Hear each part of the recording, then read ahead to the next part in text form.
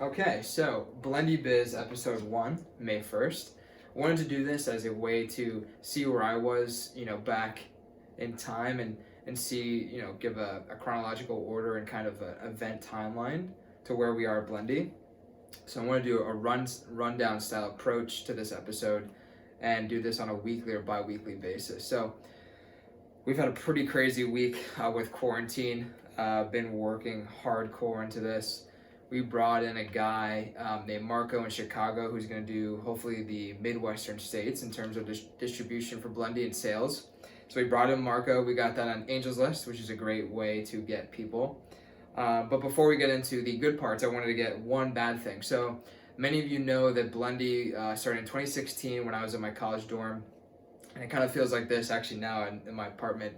But there are tons of competitors on Amazon now, 20 to 30 bucks. In fact, I just saw this company called Go BLENDi, which is literally they took the I and just made it a Y and put Go in front of it.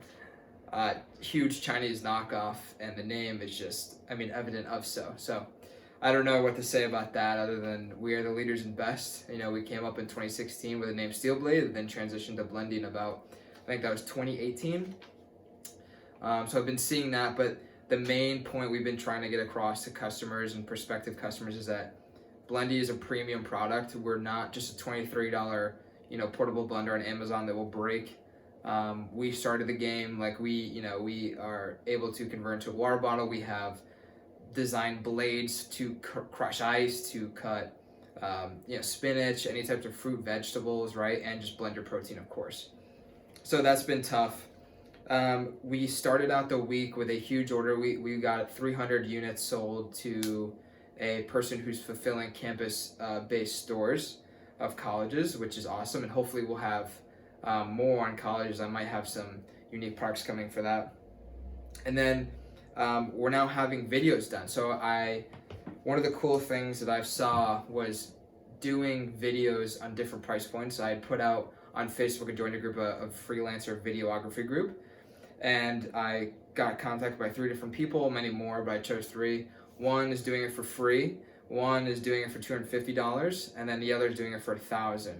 So we're gonna see the difference in how they all kind of go, basically, and we'll see. It's gonna be very interesting. But our product video and demo is gonna be super important to then sell when we're featured on Touch of Modern, sites like that.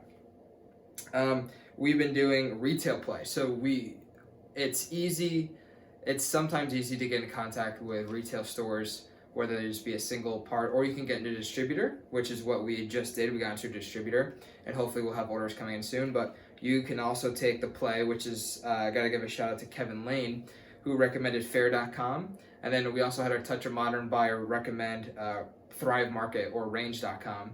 And those 2 websites actually connect you with retailers, and they order through the website your product, and then you send it to them, which is pretty cool. So we're on both of those now. That was this week. That's pretty crazy. Hopefully we can get something going there. Subscription boxes now is huge. If the retail play doesn't work out, then I think subscription boxes are going to be the immediate term to long-term play. As people now are staying inside, they want things brought to them, right? Subscription boxes I think are going to be key, and we can get into. There's tons of fitness. And I'm surprised I didn't think about this earlier. So now we just made a correlated effort into getting into those. And then we got Zulily. I just found out, I applied last night, and this morning got the confirmation they want to feature us for 3 days, which is cool. Touch of Modern is end of May. We're having another sale on Touch of Modern end of May, which is basically like a Zulily, where they take your product, feature on their website with their active users, and then they sell a certain amount of product, and then they give you a cut. It's really cool. No really downside. It's pretty much a win-win for both sides. And then I had great calls this week. I want to shout out Jessica Bittner, Kevin and Lori Lane of Creative Castle, and then Michelle Wax of the American Happiness Project. All great entrepreneurs, and they've helped, especially Lori and Kevin, with kind of formulating, okay, this is what we've done. They recommended a few podcasts to be on, and so now we're going at that. They recommended Fair, already on that, right?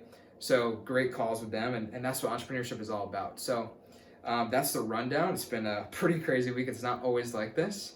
We also had an Arbonne seller. They want to do 1,000 products, hopefully. But we had a limited launch of 20 with them, which is awesome. And then getting more into that. So, and then we're also launching a micro-influencer campaign pretty soon. So more to come on that. That's hopefully going to be next week. We already have some stuff lined up for next week that could be really good. And that's that. This is BLENDi Biz episode 1, and I hope you enjoyed it.